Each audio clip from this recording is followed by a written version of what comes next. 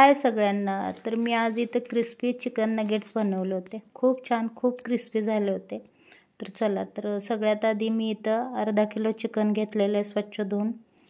आणि एक टिप सांगते बरं का, तुम्ही आहे ना व्हिनेगरचा यूज करायचा, व्हाईट व्हिनेगरचा. चिकन लगेच शिजतं. तर ह्याच्यात सगळ्यात आधी मी सोया सॉस 1 चमचा टाकला आहे, मिरपूड 1 चमचा टाकली आहे, अर्धी वाटी मी बारीक चिरलेली कोथिंबीर टाकली आहे, लसूण आल्याची पेस्ट आहे 1 चमचा, आणि 1 चमचा ऑरेगॅनो घेतलेला आहे, 1 चमचा लाल तिखट ह्याच्यात टाकायचं आहे, 1 चमचा मीठ टाकायचं आहे, 1 चमचा हळद टाकायची आहे, आणि हे छान मिक्स करून फक्त 2च ब्रेडच्या स्लाइस ह्याच्यात टाकायचे आहेत, आणि हे आपल्याला छान असं मिक्सरला बारीक करून घ्यायचं आहे. आता इथं बारीक करून झालेलं आहे बघा. आता ह्याच्यात आहे ना, आता व्हिनेगर तुम्ही 1 चमचा, पोह्याचा चमचा असतो ना, तो 1 चमचा व्हिनेगर टाकायचं आहे, व्हाईट व्हिनेगर, आणि 1 चमचा तेल, आणि हे छान मिक्स करून मळून आहे ना, हे 10 मिनटं रेस्ट ठेवायचं. आता इथं आपण ह्याच्या वड्या पाडून घेणार आहोत. तुम्ही हव्या त्या आकाराच्या नगेट्स कट करू शकताय बरं का. तर मी इथं स्क्वेअरमध्येच कट करते. तर आता कोटिंगसाठी आपल्याला लागणार आहे 1 वाटी ब्रेड क्रम्स आणि 1 अंडं, त्याच्यात 1 चमचा मीठ आहे आणि 1 चमचा मिरपूड टाकलेली आहे. आता छान फेटून घ्यायचं आहे आपल्याला.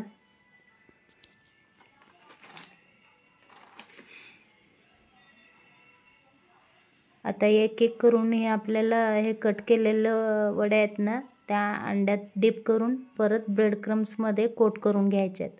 आणि हे अशा स्टेजला ह्या कोट करून घेतलेले नगेट्स आहेत ना वड्या, तर तुम्ही त्या 7 ते 8 दिवस फ्रीजमध्ये स्टोअर करून ठेवू शकताय, आणि हव्या तेव्हा तुम्ही फ्राय करू शकता. आता इथं मी सगळे कोट करून घेतलेले आहेत नगेट्स. आता हे तेल छान गरम झालेलं आहे, गॅस मध्यमच ठेवलेला आहे, स्लो ते मध्यम ठेवायचं आहे, मीडियम.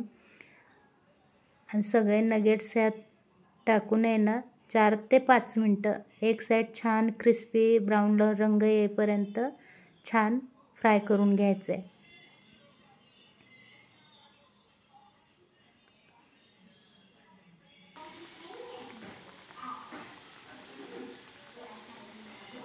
तर होत आलेलं आहे इथं. आता आपण पलटी करूया. आता हे सगळे एक साईड पलटी करून घेऊया आपण. दुसरी साईड पण छान अशी 5 ते 7 मिनटं स्लो गॅस करून फ्राय करून घ्यायचे. इथं झालेले आहेत. आता दुसरी बॅच टाकून घेऊया, फ्राय करून घेऊया. आणि हे तुम्ही सॉस बरोबर किंवा मेयोनीज बरोबर खाऊ शकताय. आता इथं मी दुसरी बॅचसुद्धा टाकून छान फ्राय करून घेणार आहे.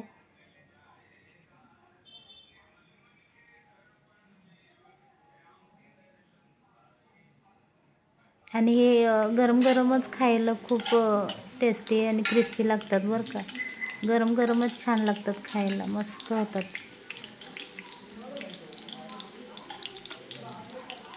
आता इथं ऑलरेडी सगळं होत आलेलं आहेत. सगळ्या नगेट्स फ्राय करून झालेले आहेत.